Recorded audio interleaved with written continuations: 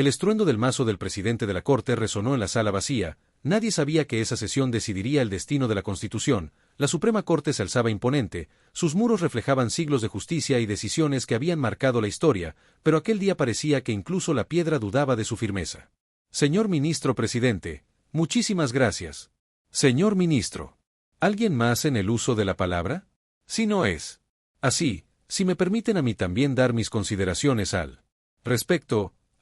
Sí, adelante, ministra María Estela Ríos.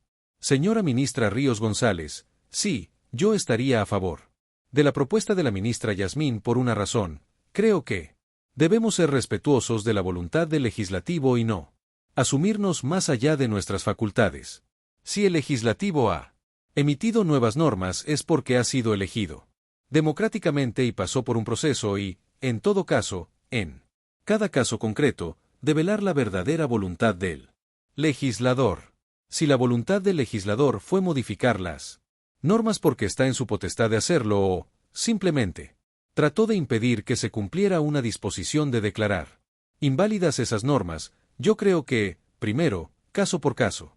Pero si seamos respetuosos de la voluntad del poder legislativo, es un poder democrático, lo hace mediante un procedimiento y, en todo caso, no queda fuera la posibilidad de volver a impugnar esas normas y no estaríamos asumiendo facultades que no nos corresponden. Esa es mi opinión.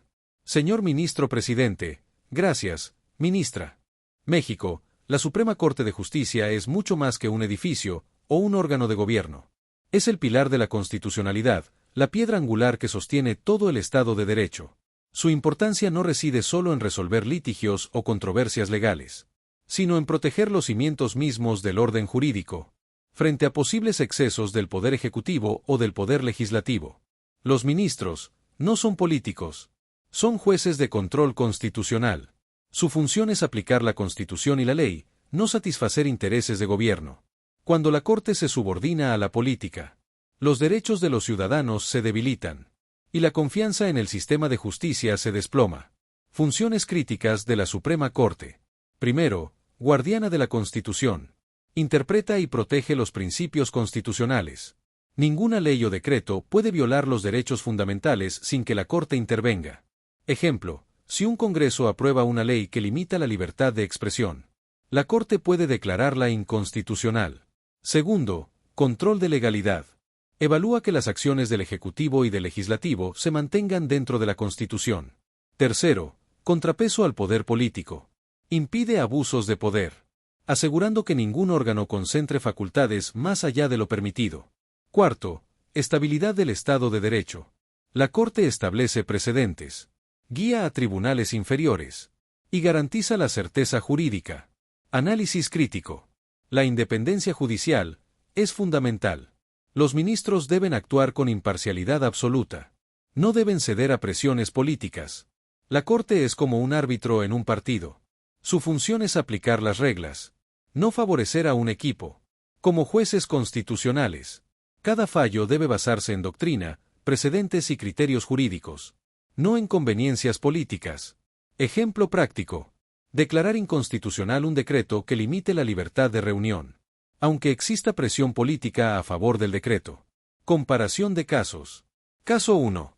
Reforma a la Guardia Nacional, 2025. El Legislativo intentó ampliar facultades sin límites claros. El Ejecutivo respaldaba la iniciativa.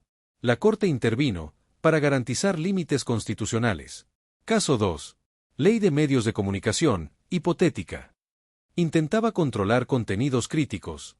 La Corte podría declarar inconstitucional la ley, para proteger la libertad de expresión. Analogías. La Corte es el cimiento del edificio jurídico. Si el cimiento es débil, todo lo que se construya sobre él puede colapsar. Es también el árbitro imparcial. Si favorece a un equipo, el juego pierde legitimidad. Y finalmente, es el guardián del equilibrio. Mantiene la balanza de poderes. Evita que uno domine sobre los demás.